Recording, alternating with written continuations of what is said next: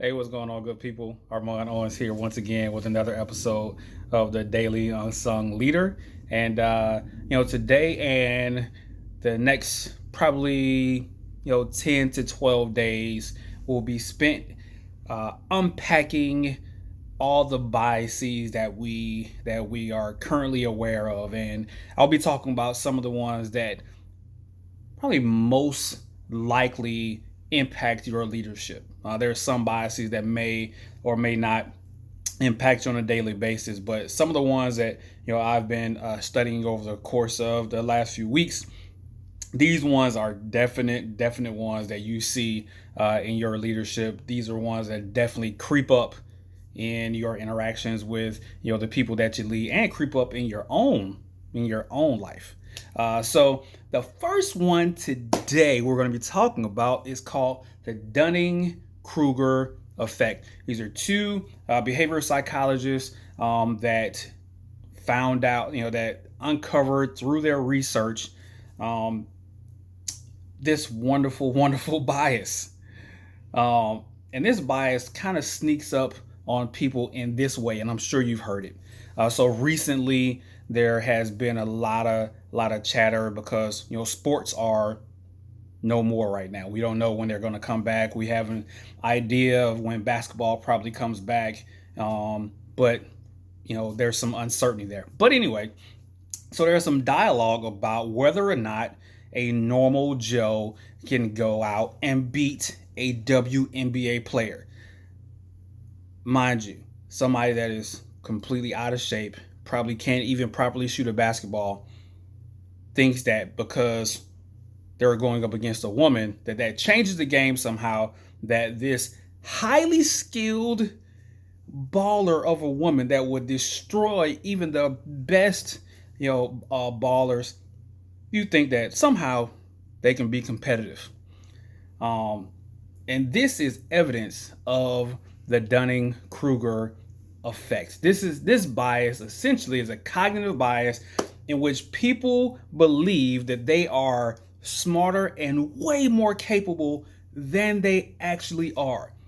And what's even crazier about it is that the thing that's keeping them blind to the fact that they don't have any shot or any chance of beating a WNBA player is the fact they don't even have the skills to recognize their own incompetence. Don't even have the skills to recognize their own incompetence.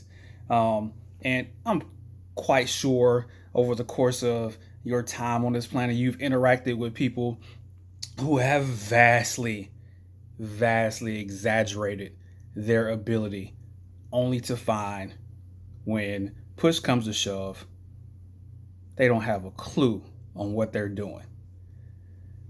One of the few quotes that I will actually quote, from Charles Darwin, says this, and it's so fitting. It says, ignorance more frequently begets confidence than does knowledge. You just imagine that ignorance makes people believe that they have greater ability than they actually have. I know this has shown up, in my own life, and those of us who grew up in the 80s may remember a small movie by the name of Karate Kid. And let's just say, growing up, I didn't have a lot of money. My parents didn't have a lot of money to get me any kind of karate lessons or anything like that. But, because I watched that movie over and over again, wax on, wax off, man. I'm a karate master out here in these streets. You can't touch me.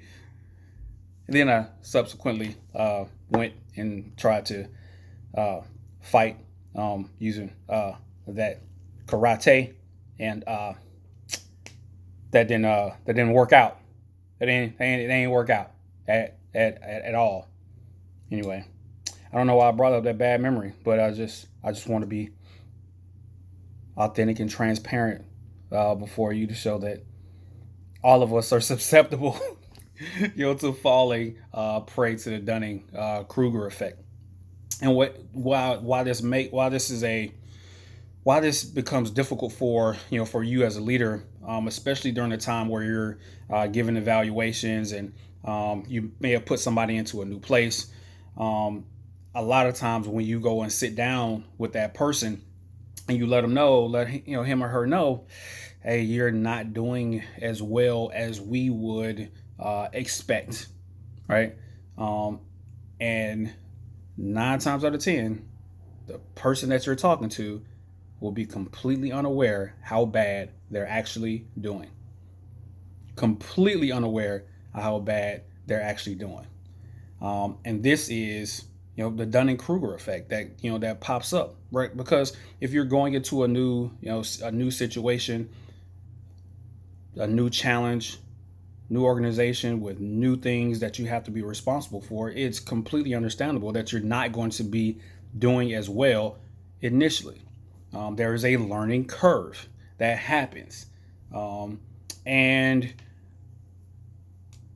one of the ways that you have to combat people's biases as it pertains to how well or how bad they're doing is to make sure that your expectations are clear. And I've talked about this before. Make sure your expectations are clear for what you want people to do, right? And be qualitative in your approach. Make sure people, hey, you were supposed to make 10 widgets in 30 days.